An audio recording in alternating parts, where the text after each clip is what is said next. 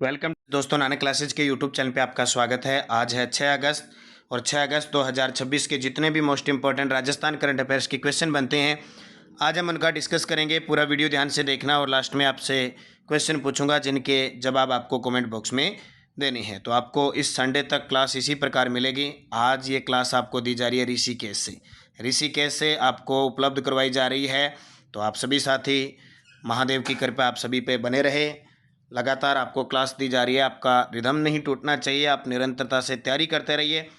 आज की क्लास में हम पढ़ेंगे जयपुर में 18वां बिम्स्टेक शिखर सम्मेलन, सुमेर सिंह को रेंज लैंड रेस्टोरेशन अवार्ड 2026, प्रधानमंत्री सूर्य सरोवर योजना की शुरुआत। देखो, आपने पढ़ा है प्रधानमंत्री सूर्य घर मुफ्त बिजली योजना। अब प्रधानमंत्री जी यानी केंद्रीय मंत्रिमंडल के द्वारा शुरू कर दी गई है सूर्य सरोवर योजना।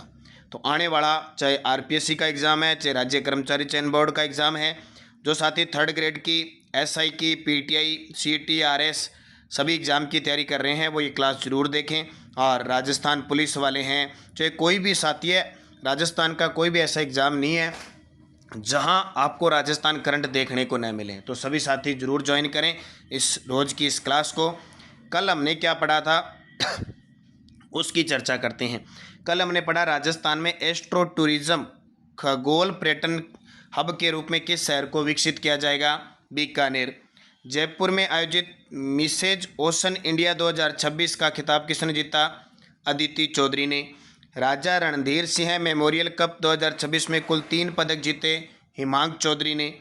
पूर्व सैनिकों और उनके आश्रितों के लिए कौन सा नया पोर्टल शुरू किया गया है? सैनिक welfare management web portal. Tour de France famous का हिस्सा बनने वाली राजस्थान की साइकिलिस्ट हर्षिता जाखिड़। और जैविक, पारंपरिक और प्राकृतिक खेती के क्षेत्र में किसान ब्रांड एम्बेसडर किसे बनाया गया है? प्रेमचंद कपाया को। ये हमने कल पढ़ा था। इसका टेस्ट आपको नानक क्लासेज ऐप में मिल गया और इसकी क्विज नानक क्लासेज शिवसर जो टेलीग्राम चैनल है वहाँ मिल गया। तो सभी साथी जरूर ज्वाइन करके इस क्लास की शाम को क्विज टेलीग्राम पे लगाया करो। नानक क्लासेज शिवसर नाम से है, वीडियो के डिस्क्रिप्शन में। पहला प्रश्न आपके लिए, प्रधानमंत्री सूर्य सरोवर योजना के तहत कितनी क्षमता के फ्लोटिंग सोलर फोटोवोल्टिक प्रोजेक्ट विकसित किए जाएंगे? लो जी, प्रधानमंत्री सूर्य घर मुफ्त बिजली योजना के अलावा अब शुरू हो चुकी है प्रधानमंत्री सूर्य सरोवर योजना। जो तालाब है, सरोवर है, उनके ऊपर भी अब क्या लगेगा?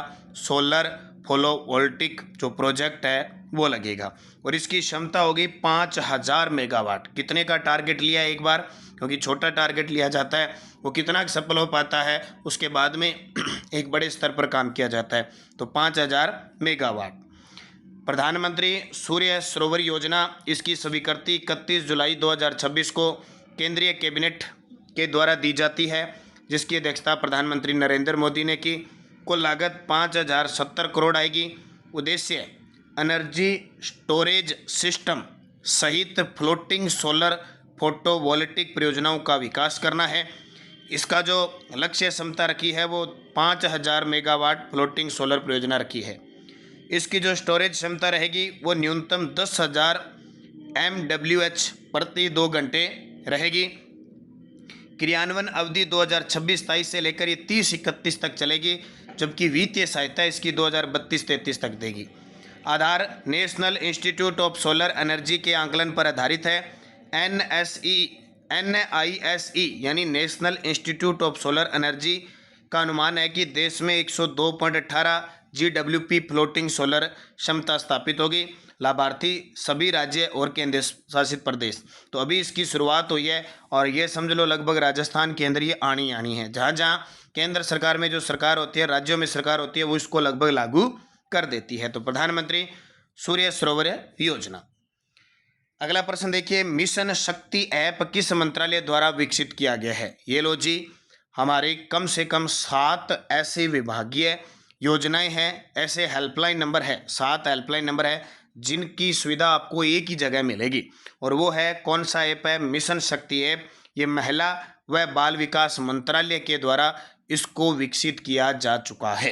तो देखिए क्या है मिशन शक्ति ऐप। महिलाओं व बच्चों का सुरक्षा कवच है, 7 हेल्पलाइन सेवाएं हैं वो एक ही क्लिक में मिल जाएगी। एक 7 अलग अलग जगह हैं, कोई क्या ही नंबर डायल करें, कोई क्या नंबर डायल करें। अब इस मिशन शक्ति ऐप के अंदर क्या है, सारी की सारी एक जगह मिल जाएगी। तो केंद्रीय महिला व बाल विकास मंत्रालय ने 7 प्रमुख हेल्पलाइन सेवाओं को एक ही डिजिटल प्लेटफॉर्म पर जोड़ते हुए मिशन शक्ति ऐप तैयार किया है। इसका उद्देश्य संकट के समय लोगों को त्वरित सहायता उपलब्ध करवाना है।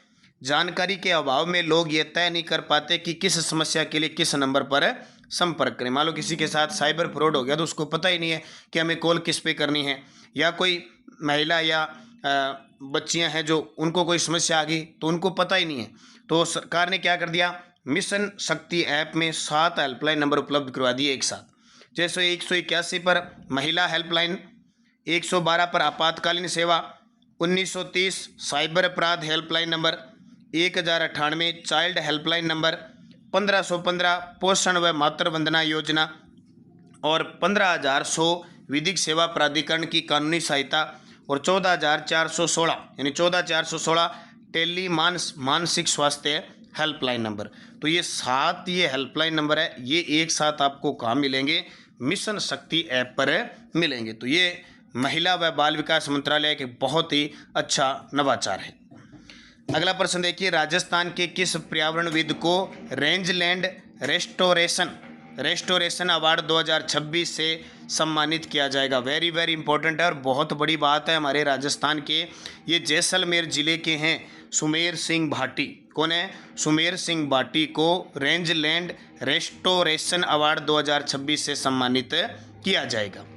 अब क्या है सुमेर सिंह भाटी की कहानी कि इन्हें ये अवार्ड दिया जाएगा। ये है सावंता गांव जैसलमेर के निवासी। पहचान है इनकी पशुपालक और चारागाह संरक्षण कार्यकर्ता के रूप में। कौन सा सम्मान दिया जाएगा, रेंजलैंड रेस्टोरेशन अवार्ड 2026।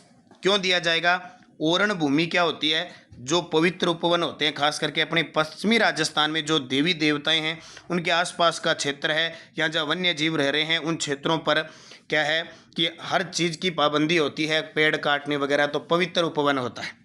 गोचर भूमि है जहाँ गायें वगैरह चरती है। रेंजलैंड के संरक्षण और पुनर्स्थापना में उल्लेखनीय योगदान के लिए सम्मान दिया गया।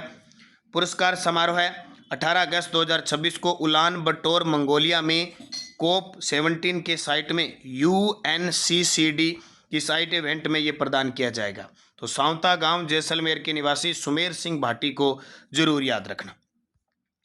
पूर्व सम्मान इन्हें तमिलनाडु सरकार द्वारा इंडियन रेंजलैंड अवार्ड्स भी दिया जा चुका है। देगराय माता ओरण क्षेत्र की लगभग 10,000 हेक्टेयर सामुदायिक चारागाह भूमि के संरक्षण का नेतृत्व किया। ओरण बचाओ आंदोलन, जो पवित्र उपवन है उनको बचाने के लिए आंदोलन चला रहे हैं। जैसलमेर से जयपुर तक पद यात्रा की और ओरण और गोचर भूमि संरक्षण के प्रति जागरूकता बढ़ाई। तो ये हमारे राजस्थान के लिए बहुत बड़ी बात है। रेंजलैंड रेस्टोरेशन अवार्ड सुमेर सिंह भाटी को प्रदान किया गया। 18वां बिमस्टेक शिखर सम्मेलन किस शहर में आयोजित किया जा रहा है। 18वां बिमस्टेक शिखर सम्मेलन है वो किस शहर में आयोजित किया जा रहा है, जयपुर में किया जा रहा है। और मेहमानों के स्वागत में लहरिया थीम पर सजा शहर। कल परसों मैंने बताया था कि 3 स्वागत द्वार तैयार किए गए हैं। पधारो हमारे देश लहरिया थीम पर, है ना, लहरिया थीम पर पधारो हमारे देश, खम्मा गढ़ी। तो 18वां ब्रिक्स सम्मेलन है और जाहिर सी बात है जयपुर के अंदर सबसे ज़्यादा विदेशी पर्यटक आते हैं और देखने के लिए तो अंदाज़ा नहीं है, बहुत सारी चीज़ें हैं। और आप सभी जानते हो जब आप राजस्थान का इतिहास पढ़ते हो, कला संस्कृति भूगोल पढ़ते हो, तो पर्यटकों के मामले में राजस्थान में जयपुर, उदयपुर, जोधपुर बहुत प्रसिद्ध है। तो 18वां बिमस्टेक शिखर सम्मेलन जयपुर के अंदर आयोजित हो रहा है। 18वें बिमस्टेक शिखर सम्मेलन के लिए शहर को लहरिया थीम से सजाया गया है। सम्मेलन 3 चरणों में आयोजित होगा।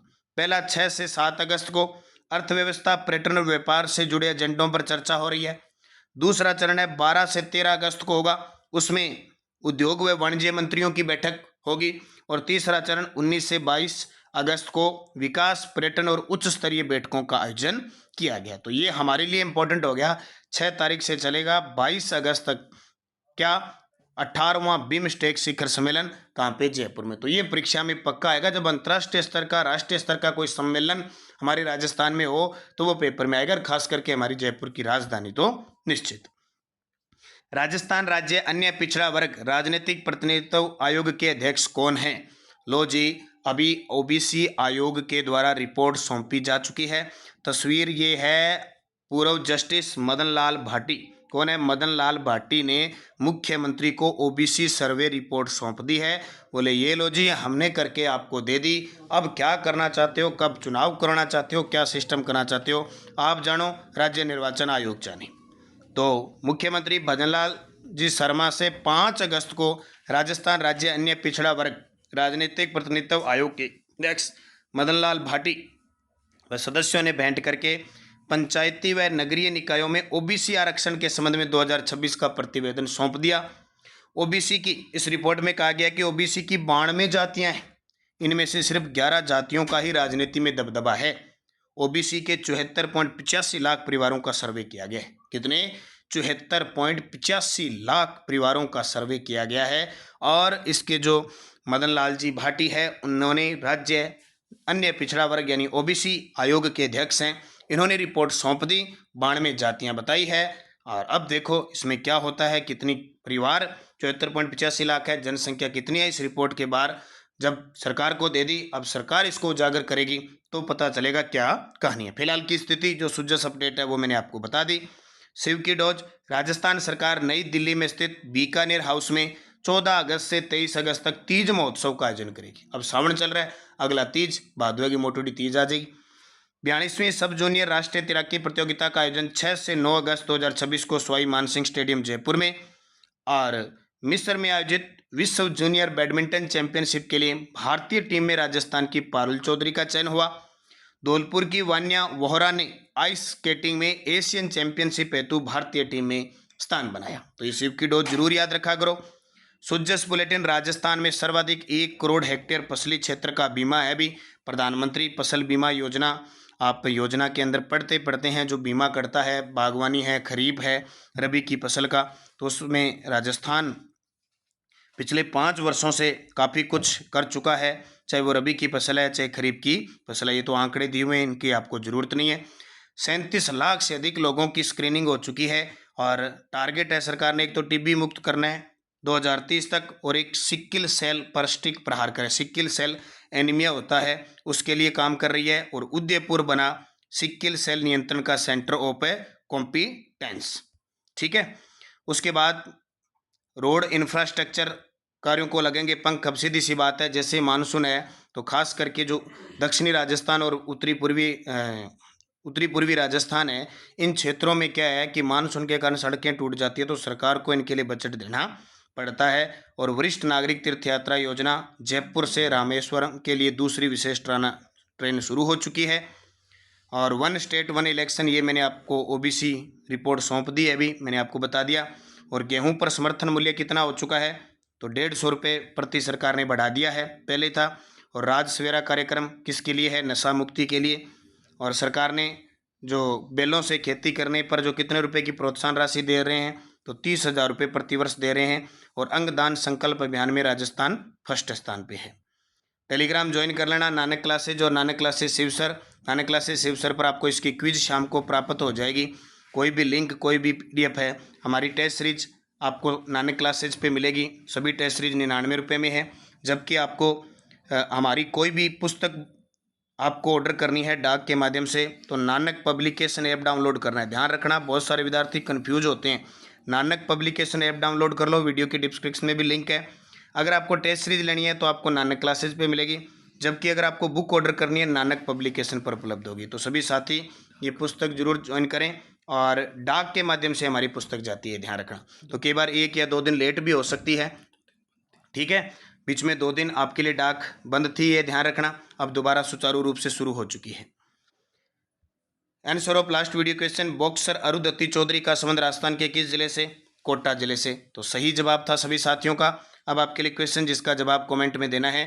गोपाल क्रेडिट कार्ड ऋण योजना के तहत अधिकतम कितनी राशि तक ब्याज मुक्त ऋण प्रदान किया जाता है? 50,000, 75,000, 1 लाख, 2 लाख। सही जवाब आपको कमेंट बॉक्स में देना है। ये आपके आज का क्वेश्चन, आपका होमवर्क। तो सभी साथी इस क्वेश्चन का जवाब जरूर दिया करो। कल हमने सेकंड ग्रेड में आए हुए क्वेश्चन पढ़े थे। मोहनलाल सुखाड़िया का मुख्यमंत्री के रूप में कार्यकाल 1954 से बने थे, 71 तक रहे थे, कम से कम 17 साल ये रहे थे। इन्हें आधुनिक राजस्थान का निर्माता कहते हैं। CS वेंकटाचारी जो राजस्थान के प्रथम गैर राजस्थानी मुख्यमंत्री थे, 6 जनवरी 1951 से 25 अप्रैल 1951 तक रहे। हीरालाल देवपुरा का मुख्यमंत्री के रूप में कार्यकाल 23 फरवरी से 10 मार्च 1950, सबसे कम कार्यकाल वाले 16 दिन मुख्यमंत्री रहे थे। टीकाराम पालीवाल का मुख्यमंत्री के रूप में कार्यकाल 3 मार्च 1952 से 31 अक्टूबर 1952। ये राजस्थान के प्रथम, याद रखना, निर्वाचित लोकतांत्रिक मुख्यमंत्री थे टीकाराम पालीवाल, और ये राजस्थान के प्रथम उप मुख्यमंत्री भी थे। प्रारंभिक काल में अर्जुन लाल सेठी किस ठिकाने में कामदार नियुक्त हुए थे? चौमू में, और बाद में इन्होंने ये छोड़ दिया था। इन्होंने कहा था कि अगर अर्जुन लाल सेठी नौकरी करेगा तो अंग्रेजों को भारत से बाहर कौन भगाएगा। ये 5 प्रश्न सेकंड ग्रेड के पेपर में आए हुए क्वेश्चन है। और नेक्स्ट डोज फिर सेकंड ग्रेड एग्जाम में पूछे गए 5 प्रश्न। रूमा देवी का संबंध किस क्षेत्र से है? फहीमुद्दीन डागर का संबंध किस क्षेत्र से है? दौलत कोठारी का संबंध किस क्षेत्र से है? सीताराम लाल का संबंध किस क्षेत्र से है? ये 4 प्रश्न आए थे सुमेलित करने वालों में कि आपको सुमेलित करना है, इनका क्षेत्र कौन कौन सा है। और एक प्रश्न आपके लिए और पूछा गया था,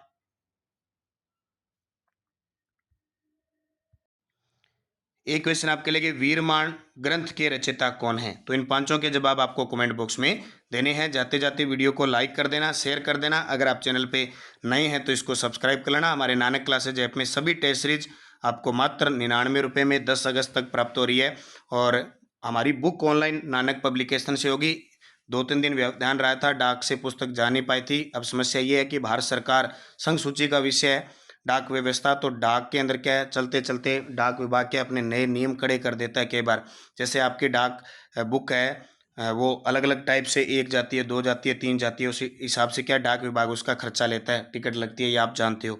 कई बार क्या डाक विभाग अपना नया नवाचार करती है, डिजिटल आ गया ज़माना, तो उसमें क्या है, जैसे मान लो जहाँ 30 रुपये आपके डाक का खर्चा लगता है, सीधा वो 70 रुपये 80 रुपये कर देते हैं। तो कई बार हमें 1 या 2 दिन क्या है कि डाक को रोकनी पड़ती है। तो धैर्य बनाए रखा करो।